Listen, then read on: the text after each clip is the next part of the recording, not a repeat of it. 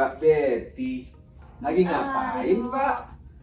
ini lagi membaca buku Kepemimpinan Cendekia karya Pak Taufan Mulamin. Oh, jadi menurut Mbak Betty, apa sih pemimpin itu? Pemimpin ya, Ya, pemimpin itu seseorang yang memiliki kemampuan untuk mengkoordinasikan dan mengarahkan bawahannya. Supaya lengkap, kita minta pendapat Mbak Uni juga yuk. ayo. Yuk. Hai Mas Aryo dan Mbak Betty, apa itu pemimpin? Pemimpin itu adalah yang mampu menciptakan ikatan atau bonding dan orang yang mempunyai visi. Jadi, tahukah kalian bahwa diri kita adalah pemimpin? Banyak orang beranggapan bahwa pemimpin itu adalah atasan kita, bukan diri kita sendiri. Itulah sebabnya mereka cenderung menyalahkan orang lain ketika ada masalah yang terjadi dalam organisasi. Kecenderungan ini harus diubah. Pemimpin itu bukanlah orang lain, tapi adalah diri kita sendiri. Dengan mengatakan seperti itu, maka tumbuhlah jiwa tanggung jawab, rasa tanggung jawab dalam diri setiap orang. Dan ketika orang bertanggung jawab, maka orang itu akan berupaya untuk mencari solusi, bukan sekedar menyampaikan masalah. Kalau menurut kalian pemimpin yang baik itu seperti apa? Pemimpin yang baik ya Mbak. Pemimpin yang baik itu kalau menurut buku yang tadi saya baca, yaitu buku Kepemimpinan Cendekia karya Pak Taufan Mulamin, di sana menyebutkan yang dapat dicontoh adalah karakter dari si lebah. Oh iya, lebah itu makhluk kecil, tapi dia sangat spesial loh. Tuhan sendiri telah mengabadikan nama lebah di dalam kitab suci. Jadi, lebah itu keberadaannya selalu memberikan manfaat bagi lingkungan di sekitarnya, baik bagi hewan yang lain, bagi tumbuhan, dan tentu juga bagi manusia. Nah, kemudian lebah itu memiliki etos hidup dan etos kerja yang bagus. Jadi bagi lebah bukan seberapa lama mereka hidup, tapi ketika mereka hidup, mereka berbuat apa? Itu yang penting bagi lebah. Kemudian lebah itu selalu hidup berkoloni dan mereka itu saling bekerja sama satu dengan yang lain. Masing-masing memiliki tanggung jawab yang berbeda-beda. Ada lebah pekerja, ada lebah pejantan, dan juga ada ratu lebah. Yang mereka masing-masing bekerja sesuai dengan perannya dan saling bekerja sama. Saya tambahkan ya, jangan lupa juga lebah itu hanya memakan saripati tumbuhan. Oh iya. Tidak ada makanan selain itu. Kemudian lebah tidak pernah mengganggu hewan yang lain, kecuali ketika ia diganggu. Kemudian dimanapun dia berada, lebah tidak pernah merusak bunga yang dihisap dan tangkainya.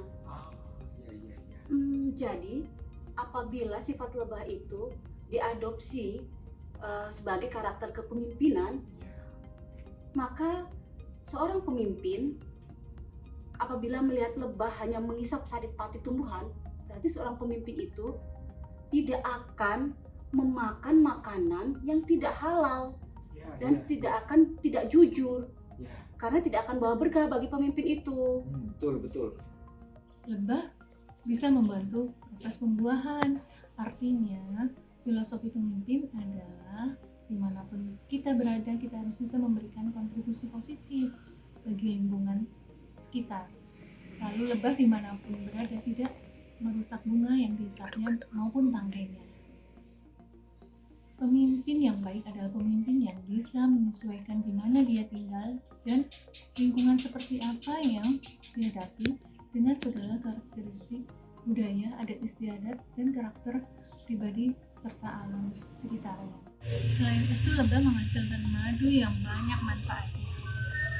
apabila diadopsi sebagai karakter pemimpin, maka seorang pemimpin juga harus bisa menjadi penyejuk bagi rakyatnya atau warganya atau bawahan di tempatnya bekerja. Selanjutnya, pemimpin juga menjadi tempat berkeluh kesah dan bisa memberikan solusi terhadap berbagai permasalahan, minimal permasalahan warganya, minimal bisa peka dan berempati terhadap permasalahan tersebut. Setiap ucapan yang keluar dari mulutnya, kebijakan yang dikeluarkan, dan perilakunya selalu bernilai tinggi. Oh iya, aku tambahkan lagi ya. Jadi lebah itu dia keberadaannya tidak pernah mengganggu orang. Tapi kalau ada orang yang mengganggu lebah, maka lebah tidak akan segan-segan untuk mempertahankan dirinya. Contohnya, kalau ada orang yang mengusik-musik sarang lebah. Nah, seharusnya pemimpin juga seperti itu. Dia akan selalu memberi pengayoman kepada seluruh warga yang dipimpinnya. Kemudian, kalau ada kelompok lain atau pihak lain yang mengganggu kelompok yang dia pimpin, maka seorang pemimpin seharusnya berani mempertahankan kelompoknya karena kelompoknya dalam keadaan yang benar. Tiap tahun, Transparency International, sebuah organisasi non-pemerintah tingkat global, mengeluarkan sebuah hasil survei tentang korupsi. Hasil survei yang dirilis setiap tahunnya dikenal sebagai Indeks Persepsi Korupsi, biasa disebut sebagai Corruption Perception Index atau CPI. Beragam modus korupsi, dari manipulasi saham, pungli, anggaran ganda, hingga suap. Tidak sedikit pemimpin, pejabat pemerintah yang terjerat kasus korupsi. Pemimpin yang korup bukanlah contoh kepemimpinan lebah. Kalau begitu, bisa saya simpulkan ya, Boleh? bahwa setiap orang adalah pemimpin. Minimal pemimpin bagi diri sendiri. Ya. Lebih luas lagi bagi lingkungan keluarganya. Bisa juga menjadi pimpinan bagi lingkungannya. Bisa jadi Anda adalah pemimpin formal, disertai dengan jabatan pangkat struktural. Tapi bisa juga pemimpin non-formal yang tidak mempunyai jabatan pangkat struktural, namun mempengaruhi, bisa dipercaya dan dijadikan panutan bagi masyarakat sekitarnya. Apapun posisi Anda, filosofi kepemimpinan dalam perilaku lebah bisa menjadi suri tauladan bagi kita semua.